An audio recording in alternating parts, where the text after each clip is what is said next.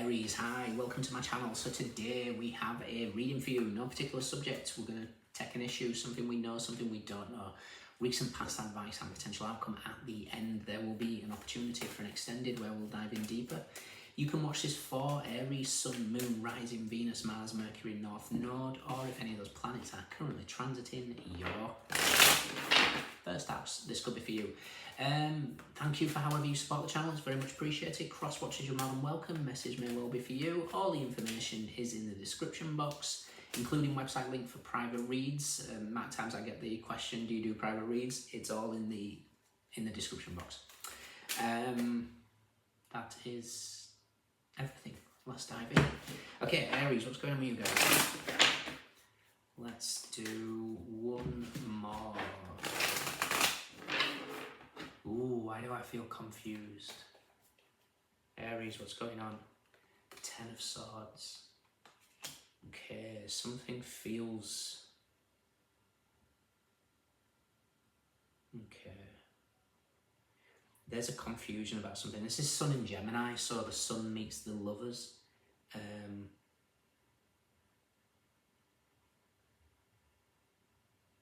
It's interesting. So the Lovers can be a decision, and I feel like a decision has been made, whether this is you've made a decision or somebody else has made a decision, when vibrations were low.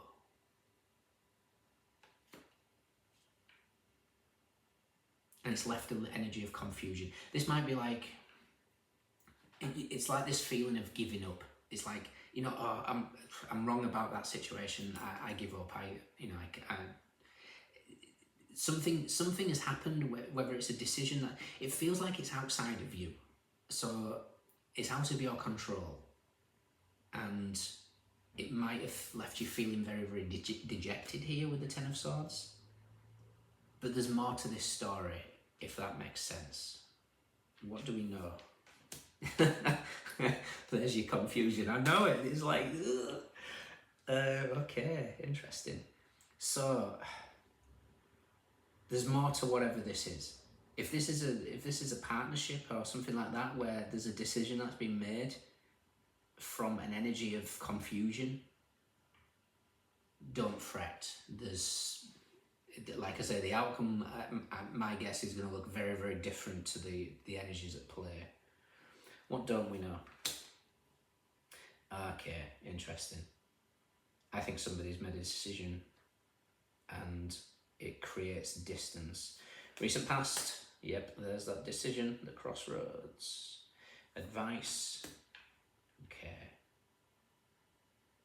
interesting. And the outcome,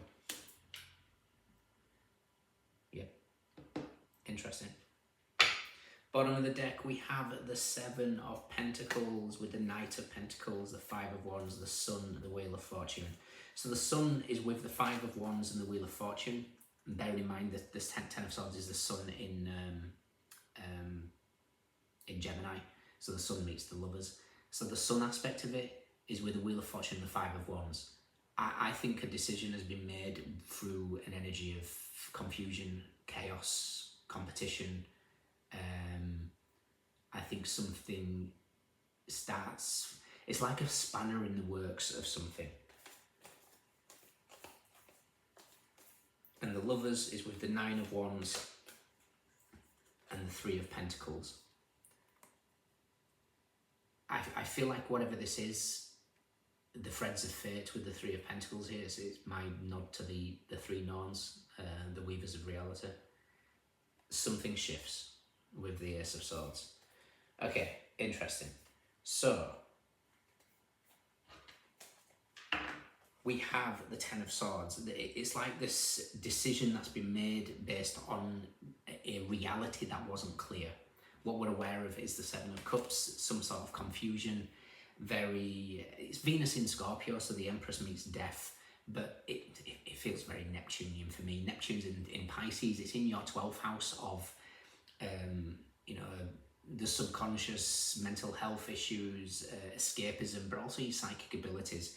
So this could be something where you thought something was clear and you've just got completely frustrated with your intuitive capabilities and ready to give it all up, but something, I feel like whatever the decision that was made is outside of your control. I believe it's via somebody else. Recent past is the Two of Wands. Mars in Aries, the Tower hits you guys. But I feel like it feels like somebody else's decision. What we're not aware of is the King of Swords. Now, the King of Swords takes me to a coffee shop incident that happened a couple of months ago, where I was looking at, it reminds me of the Lightseers Tarot, where it's surrounded by birds. And it just reminded me of there were two magpies that were, magpies mate for life, and one was above the other. Every time it rose to a higher standpoint, this one followed and caught up, this one went higher, this one followed and caught up, until they got to the top and they were both together at the top. And it feels like this is what's taking place here. But there's confusion around it because of maybe a decision. Your advice is the Tower. Whatever the decision is, allows something to crumble. What that is, I don't know. Castles in the sky, lies, deceit, smoke and mirrors, whatever it is that needs to crumble is crumbling here. The outcome is the Queen of Swords. So we get a divine couple here. In what format that is, each to their own, you can decide for yourselves.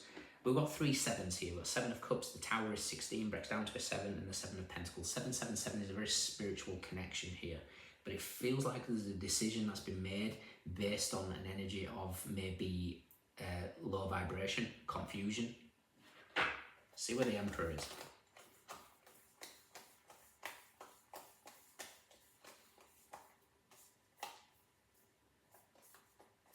Interesting. Whatever this is going to spark a dark night of the soul. Because we've got Moon, Death, Judgment, 2 of Cups. So whatever this decision is, had to happen to raise frequencies. Emperor and Temperance and the 4 of Swords.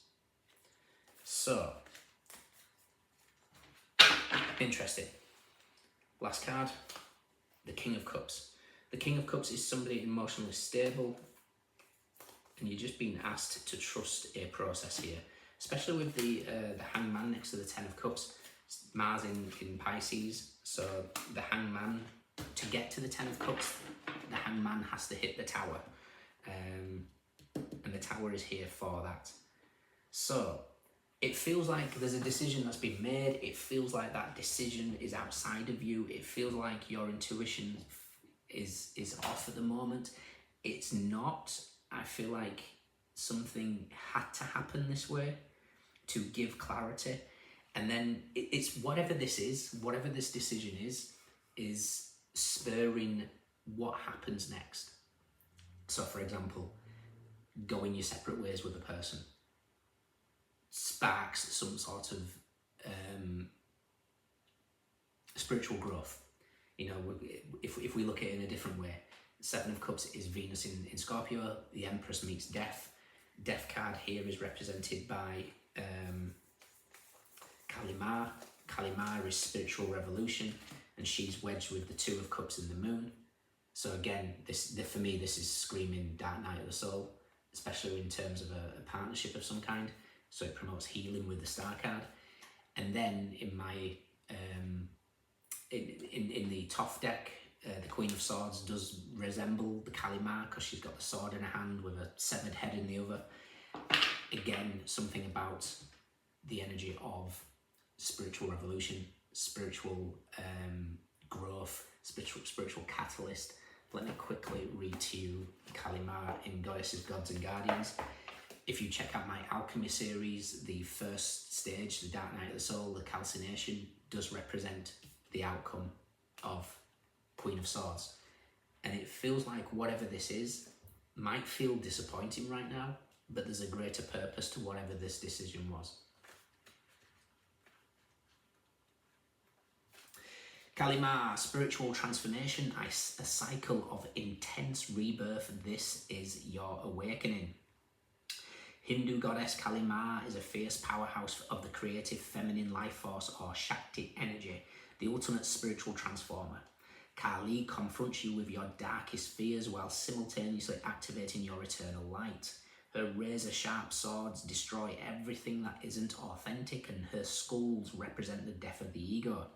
Kali is a lightning bolt of truth that initiates sweeping change. Working with Kali can be an intense process of stripping away, yet it reveals our deepest spiritual power. Her symbols are the void, the cutlass, skulls, and red hibiscus flowers. Okay. Taking it one day at a time can help you through a personal loss or dramatic change. This situation is a blessing in disguise. Out of chaos comes divine order. My spirit roars with truth. And there's that chaos. There's that chaos. Out of chaos comes divine order. So whatever this is, Aries, is actually a good thing. Again, it feels like this person walks away, if this is a connection, this person walks away on pursuit of whatever it is, maybe leaves as the king of, and again, don't get caught up in genders, I'm just looking in a different sense here, leaves as the king of swords, but then returns as the king of cups. Somebody that was in their head then moves into their heart because of some sort of spiritual transformation. So yeah, it feels confusing. It feels like things aren't going the way that you wanted them to. Surrender, relax to this process, let whatever needs to unfold. And it's like that. I want to see where the Queen of Cups is, because I kind of feel like the whole thing switches around from head to heart.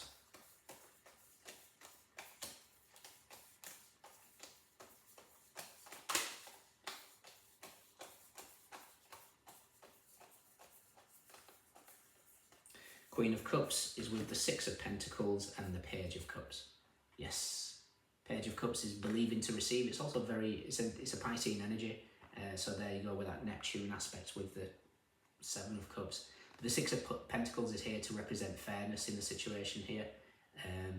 Balance restored. High Priestess meets the Hierophant. The Ace of Cups is straight afterwards. Whatever this energy is, it allows the process of getting out of the head and into the heart. Okay. In your extended, we're just going to clarify these. We're just going to leave them out and clarify them. Be easier. Okay.